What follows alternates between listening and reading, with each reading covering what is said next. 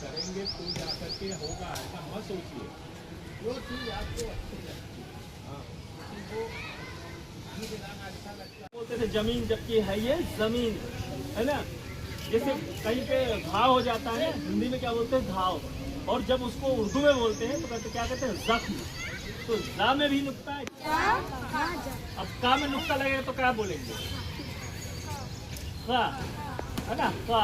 खा में नुक्ता लगेगा खा, गा में नुक्ता लगेगा गा, जा में नुक्ता लगेगा जा, हा में नुक्ता लगेगा फा।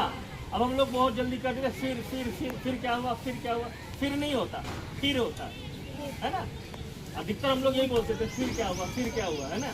वो गलत है ना। वो क्या है, फिर, है ना। तो जैसे अब क्या बोलते हैं, फल, फल है कि फल है, फल है। अच्छा, फूल है कि फूल है, अब फूल माने, फूल माने, फूल माने पुष्प, ये यहाँ लगे, और फूल माने FOOL, फूल, फूल माने मूर्ख, FOOL, फूल, फूल माने मूर्ख, और फूल माने पुष्प। तो अगर आपने किसी को गलती से फूल कहने की जगह फूल कह दिया तो क्या, कितना बड़ा अंतर हो गया ना। इसलिए उच्चारण हमारा सही होना चाहिए और इसकी नॉलेज होना चाहिए, ठीक है।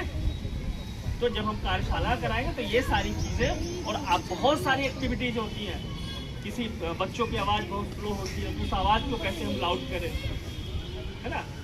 वो वॉइस मॉड्यूलेशन होते हैं। आप बोलते हो, आपको तो लगता है आपने पूरा बोल दिया, लेकिन वहाँ सुनाई कम दिया। जब आप सर के स्टूडियो में जाओगे और रिकॉर्डिंग करने के लिए, तब पता चलेगा कि अरे हमने तो बोला था, इस मशीन ने क्यों नहीं लिया। तो वो हम बोल लेते हैं, लेकिन उसकी आवाज़, उसकी साउंड प्रॉपर नहीं निकलती। जब साउंड प्रॉपर नहीं निकलती तो मशीन है, वो बुद्धि नहीं लगाती। वो जो आप आउटपुट दोगे उसका वो इनपुट देगी।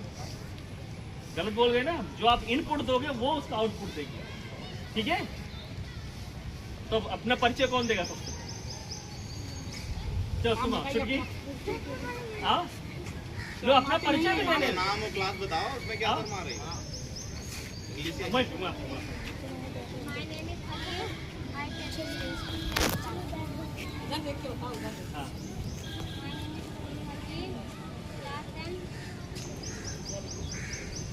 फादर्स नेम खाली ऐसे ही हमारा, मदर्स नेम,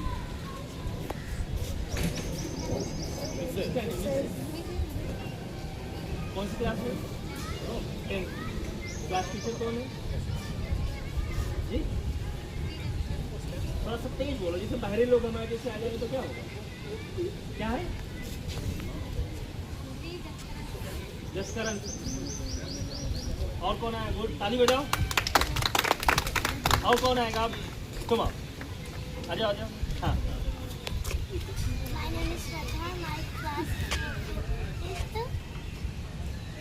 फादर्स नेम,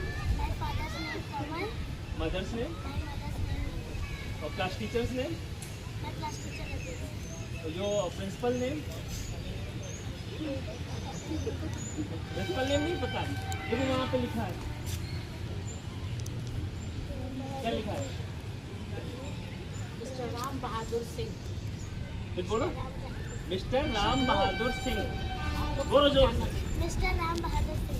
सबको पता चल गया ना अपने प्रिंसिपल का नाम, सब लोग एक साथ बोलो, मिस्टर राम बहादुर सिंह, ठीक है। सब्सक्राइब करो। नेक्स्ट तुम आ जाओ, आ जाओ, आ जाओ, आ जाओ।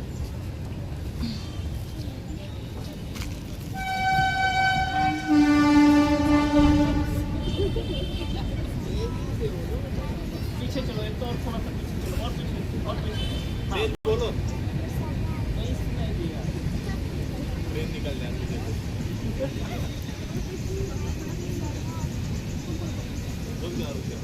उनसे पूछो ना, भैया को सुनाई दिया, या उनसे पूछो, सर मेरा नाम जो सर है यहाँ तक आवाज उनको सुनाओ, उनको सुनाओ, उनको बताओ, तेज बोलो। Mother's name, Mrs Soni, father's name Mr Viplav. काश होगा, आप लोग खुद देखो कि हाँ हम लोग कितना तेज हो गए। अभी आप लोगों को एक लोगों को मंच पे कह दिया जाएगा वहाँ पे खड़े हो जाओ, बाकी सारे लोग खड़े हो जाएंगे, बोलेंगे आप बोलो तो नहीं बोल पाओ, थोड़ा डर लगा रहता है। तो जब इन कार्यशालाओं का जो आयोजन होता है, इन कार्यशालाएं जब आपके साथ कराई जाएंगे तो आपका डर खत्म हो जाएगा।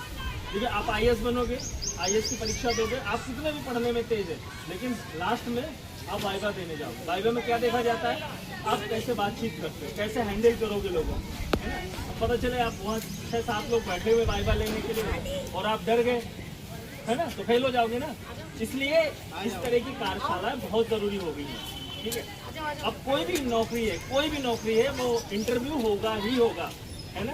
तो इंटरव्यू के लिए ये प्रिपरेशन है, इस तरह की कार्यशालाएं आपको बोलने का तरीका सिखाती है ना। आपको शाह और एक षटकोण वाला शाह, तीनों के अंतर है। जैसे शादी और शादी वाला, क्योंकि हमारी जो भाषा होगी वो हिंदुस्तानी बोल दिया गया, उसमें उर्दू भी है, अवधी भी है, फारसी भी है, इंग्लिश के भी कुछ शब्द हैं। जैसे कि क्या होता है ना, इसको हम लोग जोर से बोलो बेटा। Yes sir. देखो गर्ल्स के लिए सबसे पहले आपके घर में भैया की बात सुननी जाती होगी, आपकी नहीं सुनी जाती। क्यों? क्योंकि आप चिड़िया की तरह बोलते हैं धीरे से, इसलिए अपनी आवाज को बुलंद करिए। कहीं भी अगर आपको अपनी बात मनवानी, अपनी बात रखनी। 4 वेद ऑलरेडी हमारे पास, तो लोगों के पास क्या था, उस समय काम नहीं, बैठे रहते थे। अब जब आदमी शांत बैठा रहेगा, चाहे वो डांस करने का हो, चाहे वो एक्टिंग का हो, चाहे हारमोनियम का, एक ना एक आपको पढ़ना पड़ेगा। और इससे क्या होता है, इन कलाओं से क्या होता है, आपके व्यक्तित्व का विकास होता है। और जैसे नौकरी की बात करते हैं, नौकरी में कितनी सैलरी होती है, 1 लाख होता था, 2 लाख, लेकिन जो एक मैच खेलने के लिए वो लोग करोड़ों में लेते हैं, एक मैच के लिए, है ना। तो आपको खेलकूद में भी आगे रहना, पढ़ाई में तो आगे रहना ही है। और जो पढ़ाई में आगे रहता है वो हर चीज़ में आगे रहता है, वो नाटक कला में भी आगे रहेगा, वो खेलकूद में भी आगे रहेगा, फिजिकल एक्सरसाइज में भी आगे रहेगा। तो इसलिए आप अपने दिमाग में ये मत सोचिए कि हमको खाली पढ़ना है। पढ़ने से आपका दिमाग थोड़ा विकसित होगा, लेकिन जब आप एक्स्ट्रा एक्टिविटीज में पार्टिसिपेट करते हो तो आपका दिमाग बहुत ज़्यादा विकसित होगा। जैसे क्या होता है, आप जो बजाने वाले होते हैं ना, तबला जो बजाते हैं या हारमोनियम बजाते हैं या ढोलक बजाते हैं, उनका एक साथ में कितनी ज्ञान इंद्रियाँ काम करती है। एक कान से वो सुनते हैं जो गाना गा रहा है, और आंखों से एक साथ वो देखते भी हैं, वो देख भी रहे हैं, सुन भी रहे हैं, और उनके हाथ बजा भी रहे हैं एक साथ। तो आप लोगों की 3 ज्ञान इंद्रियाँ एक साथ काम कर पाएंगे, है ना। कि आपसे कहा जाए कि आप गाना गाओ और कुछ लिख भी दो, नहीं हो पाएगा। तो ये कैसे होता है, प्रैक्टिस से। तो जब आप कोई भी परफॉर्मिंग आर्ट लेते हो, कोई भी इस तरह की कलाओं में पार्टिसिपेट करते हो, भाग लेते हो, तो आपकी ज्ञानेंद्रियों का विकास होता है, आपकी बुद्धि का विकास होता है। इसलिए ये सोच के मत भागो कि हम तो यहाँ पढ़ने आए, ये कला भी एक पढ़ाई है। हम ये जो हम इतिहास याद करते हैं, इतिहास हमारे जीवन में कभी काम थोड़ा आता है, लेकिन उससे क्या होता है, हमारी बुद्धि का विकास होता है, जिससे हम अपने जीवन को अच्छी तरह से दी गई। अब आपको पढ़ना ही पड़ेगा ना। और ये अपने यूपी में बाद में आया है, दिल्ली में, साउथ में क्या होता है, साउथ मतलब केरला, उड़ीसा, उधर साइड में आपको एक परफॉर्मिंग आर्ट मतलब जो कला है वो लेनी पड़ती है। जैसे डांस का है, वहाँ पे भरतनाट्यम, कुचिपुड़ी, इस तरह की आपको सब्जेक्ट रूप से पढ़ाया जाता है। इसी तरह आप क्या है, जो नई शिक्षा नीति आई है उसमें ये विषय अनिवार्य कर दिए गए कि आपको एक पता और आज 15 अगस्त और 26 जनवरी को गाया जाता है, भी गाया। आपके प्रिंसिपल यहाँ पे हमको सहयोग दिया, उनको बहुत आभार हम यहाँ दिया है। देखिए आप ये मत सोचिए स्कूल आए जिंदगी खत्म, शाम को सो गए, आगे पढ़ोगे नहीं।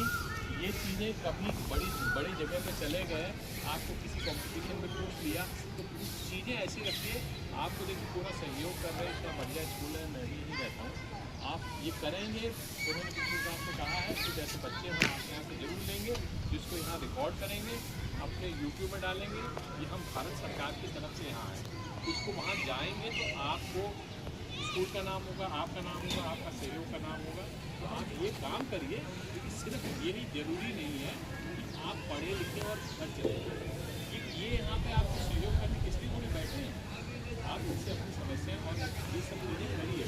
ये सब चीज़ें एक्टिविटीज़ हैं जिसको करके आप बहुत देख के यूट्यूब में इधर आप चलो, है ना।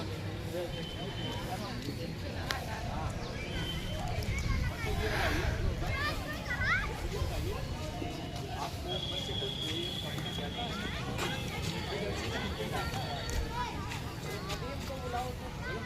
नदीम अच्छा बुला आप लोग करेंगे तो जा करके होगा, ऐसा मत सोचिए। जो चीज़ आपको अच्छी लगती है, हाँ, उसी को गीत गाना अच्छा लगता है।